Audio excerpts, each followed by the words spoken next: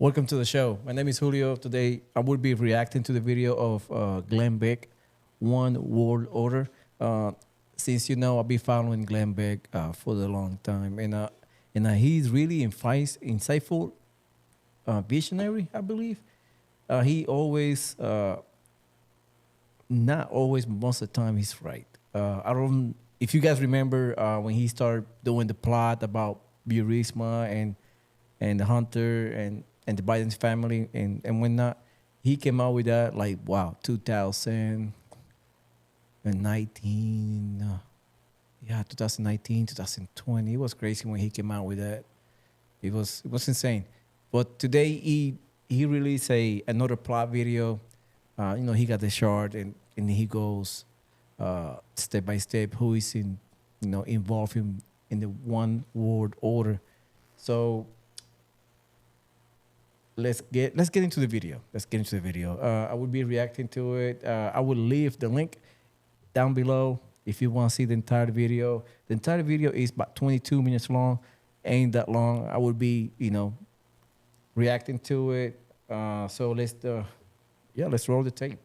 Let's get to it. And you'll be happy. That phrase was controversial when I first pointed it out to you. Oh, no, that's absolutely not true. None of this is true. Well, that is the true globalist agenda. And if you own nothing and I own nothing, but we rent, who owns what we rent? The people we now call the elites. They are the highest echelons of government bureaucracy. They're the elected officials, the CEOs and board members of global corporations, and big money financiers funding the entire operation. But getting you and I to own nothing and be happy about it, well, that's a process. I mean, how do you go from a country that owns almost everything as individuals to owning nothing? Well, it says right here, our last chance. And that is absolutely true. Please hear me. This is your last chance to change course. We are now at the beginning of the end of this process. So what's the playbook? How do you get us from an ownership-centered society to servitude where they don't own anything? This is how it works. What he's saying there is true. I mean, why the government always in our pockets looking to just basically tax us to oblivion, because that's what they do. I mean, they don't produce anything. Even Javier Milei stated that the government do not produce anything. If you want to check that interview with Tucker Carlson, I will leave it down below, the description down below, the link for it, so you can go and look at it for yourself. Javier Milei say, he's against that. I mean, we got Javier Milei, we have Bukele from El Salvador against the New World Order and the WEF and all these crazy people imagining a new society. So even Klaus Schwab say, that he loved the Chinese model, the communism and capitalism. They call it. I call it crony capitalism, because they just want to own everything and basically you don't own anything. You have to rent for life. That's what you do. That's what they want us to do. Give up everything so they control everything. So I'm not for that. I don't know if you're for that, but for me, I'd rather to have my rights, my sovereignty. Individualism. That's what I'm standing for. So that's roll the tape. Here's the playbook for control. The first thing you have to do is erode national sovereignty. It has to go away. Sovereign nations have the power to make their own free speech laws. They make trade deals one-on-one and shun massive global trading blocs because they're concerned about what's right for their people. They dictate their own response on things like pandemics and natural disasters. They set their own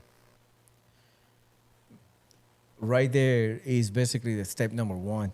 Is erode national sovereignty, free speech, massive trade blocks, natural disaster and pandemic, and dissolve borders. I believe they already dissolved the border. I mean, you see in the last 3.5 years, it's been a total disaster. It is insane what's going on down in the border. Natural disasters, something happened, hurricane, earthquakes, they always take advantage of it. They always develop a new law, a new rule to govern over us and basically attain more power if some crazy happens. Free speech, that's another big thing. I mean, you guys know. I mean, if you would say something about the vaccine back then in 2020 and 21, you would get shadow banned, or you would get banned, period. I mean, your channel or your voice would be silenced immediately. I mean, you would get a strike or warning or basically take down your post. Simple as that. A massive trade blocks. That would be a big thing if it happened in the U.S. That would be very difficult for this United States. I mean, we do a lot of stuff in here, but we also export our goods to China, India, and you guys know the deal. So I'm for bringing all the stuff back to the States to create more jobs, lower the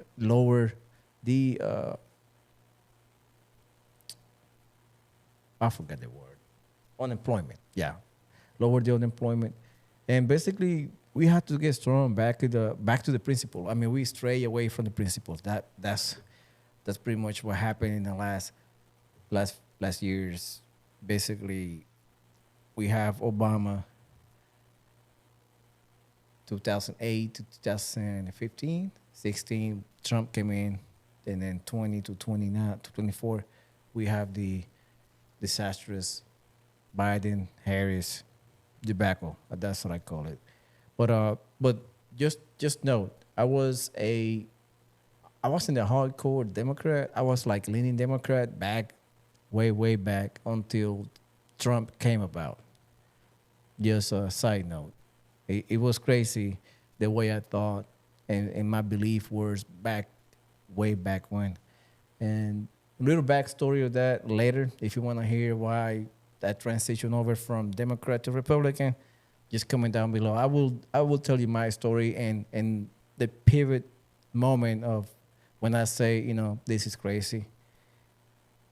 It was insane. But yeah, comment down below. Let me know if you want to hear my story about when I convert from Democrat to Republican. Let's roll the tape. Monetary policy, and they conduct foreign policy based on their interests. Borders, of course, borders if you're a sovereign nation, but if you are eroding sovereignty, you've got to get rid of those borders. Next, the most valuable resources and commodities must be locked down. You can't have access to them without going through a third party, the government. Food, water, shelter, and energy. Now, Marxists call this the seizing of the means of production. But we're dealing with 21st century fascists. They, the globalists, make partners with the leaders in industry and finance. These are now called public-private partnerships. They cut out the middle and lower producers by making costs so high that capitulation is the only choice you'll have. You want food and water? Well, you just go to the approved supplier. You want shelter? Well, there's plenty of landlords. Just go to the designated landlord. If you want power in your home or your car, deal with them. And the last one is money. In short, you can't have any. My opinion going back to step number 2 when they're talking about the lockdowns resources and commodities. Basically, food, water. Then we got the shelter and the energy. Let's use this analogy. Let's say you have a dog and you put him in the cage or a kennel for a little bit. That dog, that animal, or person you put in jail, whatever, is totally relying on you to bring food, water. You gave it the shelter already, which is the cage and whatnot, and the energy to stay warm and so forth. And that's what communism do. I mean, they segregate, lock you down, and make you dependent of the government. And this create a massive chaos. Why? Simple thing. Once they, like he said it, seize the means of production, it will choke, it will destroy companies, and basically it will create a monopoly of whatever company they want to sponsor, the government want to sponsor, and that would be the only company, whether for food, for energy, for shelter, or for water. Those will be one company, one government, and you will be solely reliant on those, and that's fear, of power that they have it over you. So they will shadow everybody under one umbrella, and they will create a massive chaos, high prices, because they can raise the price whatever they want. It's only one company, there's no competition. So they can raise the price like 3 or 4 times, 20 times, basically take it to hyperinflation. And it would be insane living under that type of regime, which they did it in the United States back. And we went to war because of that, and then we became independent. Just imagine doing it right now in the 21st century, on the 21st century. It is insane. Hopefully, people wake up to the reality of it and stop idolizing communism, because I've seen a lot of people saying, no, we need to go back to communism, especially in college. You've probably seen it in different videos. I mean, if you follow Charles Kirk and James Klug, it is insane how people think in colleges about idolizing communism. It is insane. Every time I hear that, it's just like I'm losing faith in humanity. Simple. Let's roll the tape. Acquired wealth has to be destroyed, at least at your level. They will find ways to drain your bank and your savings account. They're doing it right now. They'll erase retirement plans. How's your retirement plan doing? And anything and everything they will do to ensure that every time you are in the need of something, there is only one source to get it from. Now, take a look at the world that we're... Yeah, just like I said, once they deplete everything, like your resources, your individual resources, your family resources, you depend on someone. And that someone is the government. And they can do whatever they want. They will take your guns, they will take your liberty, they will take your rights, because they have the leverage over you. I mean, you need the water, you need the food, you need the shelter, you need the energy to keep your family warm. That stuff is so powerful. It is basically like going to war without shooting a bullet, without shooting around. It is winning. Basically, that's winning the minds and hearts and the souls and the motivation of people. That will destroy the United States as a whole. Comment down below, what do you think if this ever happened in the United States? Does the United States fall? Everybody will fall behind us? Or we just fall and nobody come to our aid? Because nobody will. Nobody will come to our aid. Not even China, not even Russia, no one. If we fall, it's over. All right, that's my opinion. Let me know about yours. We're now living in, sticking with this globalist playbook, okay? National sovereignty begins with national borders, and the erosion of those borders have led to massive protests all over the world. all in Western countries. The most recent have been happening in the UK, but it is everywhere in Europe. Just a couple of months ago, the same thing was going down in Ireland. The government of both Ireland and the UK are blaming everything on the far right. Does that sound familiar? Some of them have been overly antagonistic, even violent. That's not good, but that doesn't change the fact that in Ireland, 22% of the population is now non-citizen. Wow, that is crazy. Ireland, 22% of the population is already non-citizens. 22%. Wow, that's crazy. I don't know how many people are in total in Ireland, but 22% is close to, it's 1/5 of the population is non-citizens.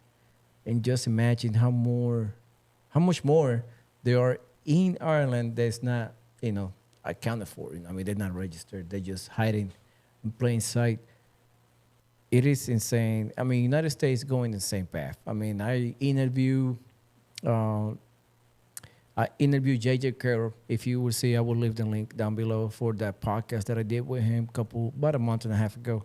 And we just talk about that, like how United States landscape in population will look like in 10, 20 years from now. And from what he told me, the estimations of how many immigrants already in the United States, it was above 12 million in the last 3.5 years. 3 million new immigrants.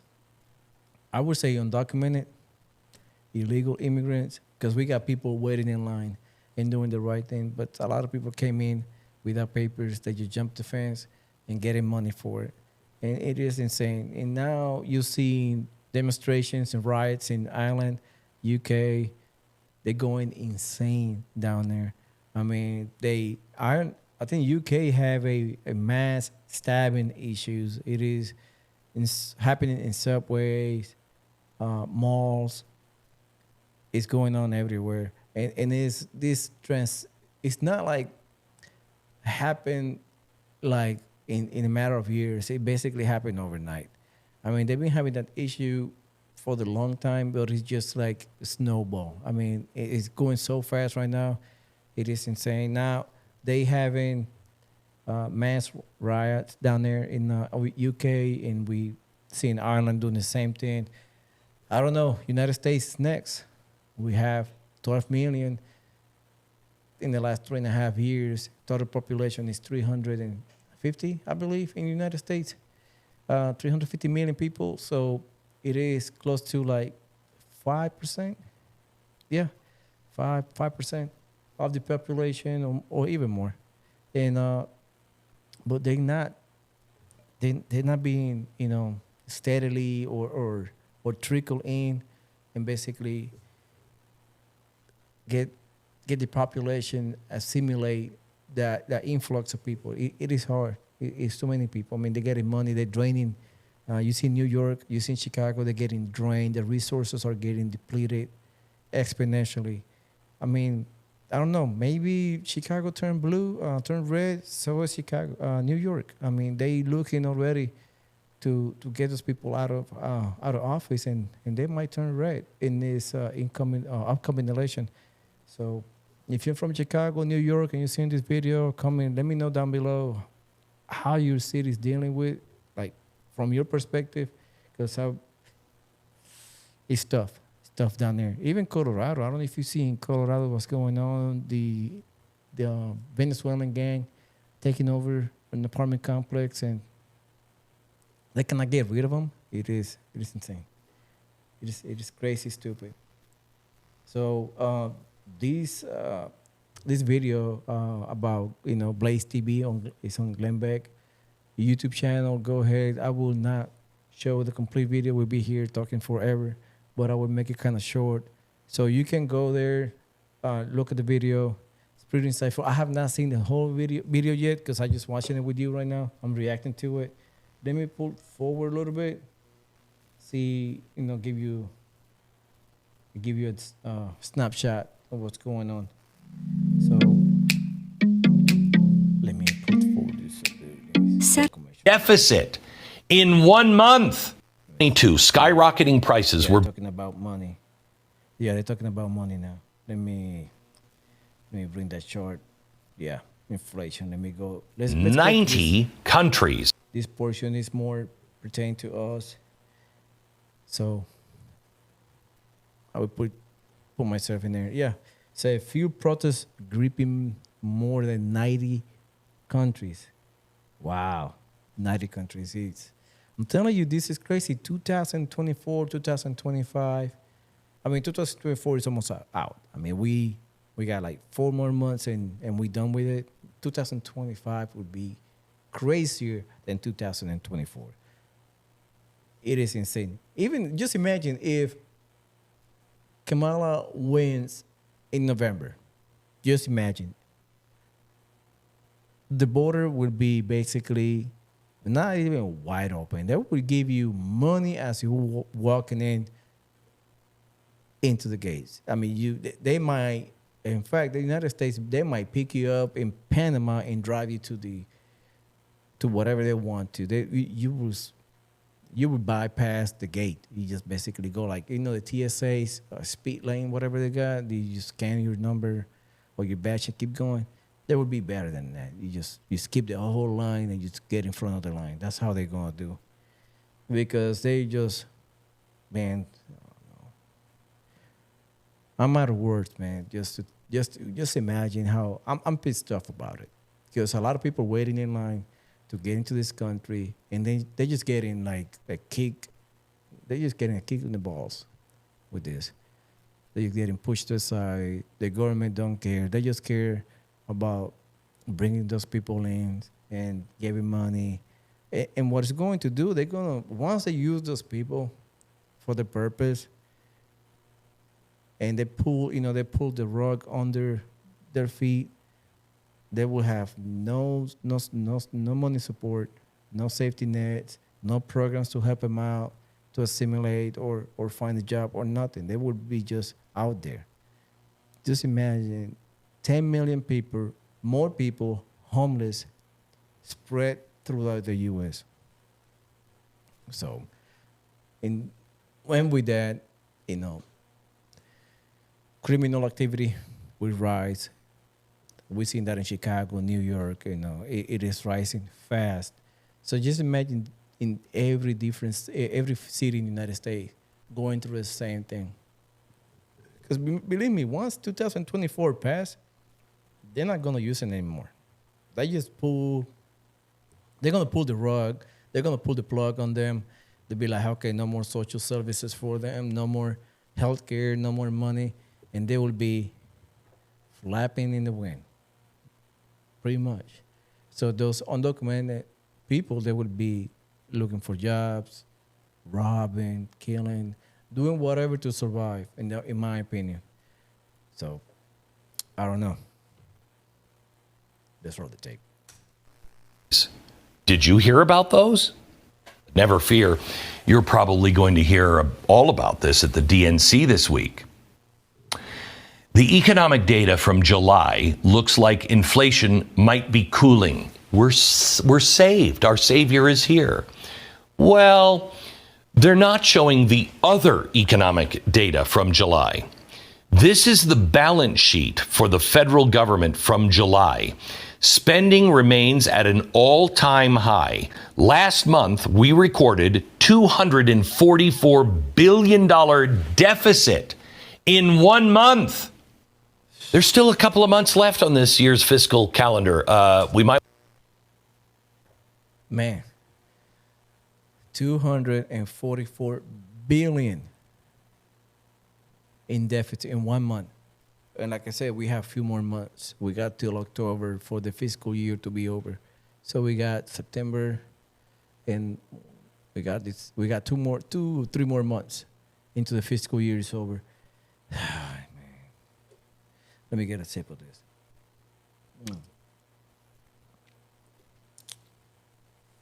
This not look good at all. It is happening in real time.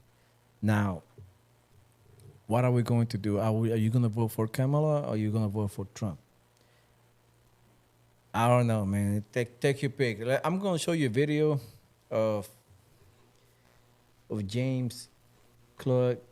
He went out. You know, he's. Let me look it up over here. He goes out and asks people who they voting for, and it's really funny. You know how he find people with. Let me see right here. Let me find it. There we go. We're gonna post this page right here. James Klug. Oh, I haven't subscribed. All right, hit the subscribe button. Shout out to James. Let's go inside here and let's react to one of these videos. He posted this 3 days ago. I mean, he got shorts. Shorts are funny. This one, I watched this video this morning. It was hilarious. He's doing real good. He got 394,000 views. Let's roll the tape. I want to know, are you excited about Kamala Harris running for president? Yeah, I am. Absolutely. 100%. I am excited. It's amazing. Yeah. What was your favorite accomplishment of hers as VP of the United States? Honestly, I can't answer that question. You know, honestly, that's a good question. I can't really say specifically. I can't, I'm humble there. I can't think of anything. Man, let me tell you, I saw the video. It's so funny, but at the same time, it's frightful to me because just imagine they voting for like a person that haven't done anything. They just because a woman or whoever, you know what I mean? They could put Mickey Mouse on the ballot for the Democrats and people gonna vote for Mickey Mouse, in my opinion. You know what I mean? Vote who, no matter who. Vote blue, no matter who. And this is a perfect example. I mean, they have no idea what Kamala Harris has done in the last 3.5 years. No idea. He asked a simple question. And the way James asked the question is so good. It's not even intrusive. You know what I mean? It's not like I'm like a gotcha moment. I'm not here to to guess you. So people are very open to answer his questions, and man, he just set it up perfectly. Man, it's a hook, line, and sinker, and man, they have no idea. It's a lot of people, man. I'm telling you, 3.5 years, he been hiding in the basement, and then she came out in the last 2 months, and now people adore her. Make no freaking sense. Give me a break. Let's continue with the video. You know, specifically. I don't know. Sorry. I don't know. I haven't really been following politics. Man, it's just, I would close with this, man. It's just insane how people are so brainwashed. I don't know. What is your opinion? Would you vote for policy or you vote for personality? And Kamala does not have both, or either personality or policy. So comment down below. Give me your opinion on that. Please don't forget to like and subscribe. Support this channel. We are close to 3,000 subscribers, and I appreciate it. For those that's been from the beginning, and if you are new, just subscribe. Just take care. Have a good one. And I don't know, who you voting? Type T for Trump or K for Kamala down below. See you. Take care. Bye-bye.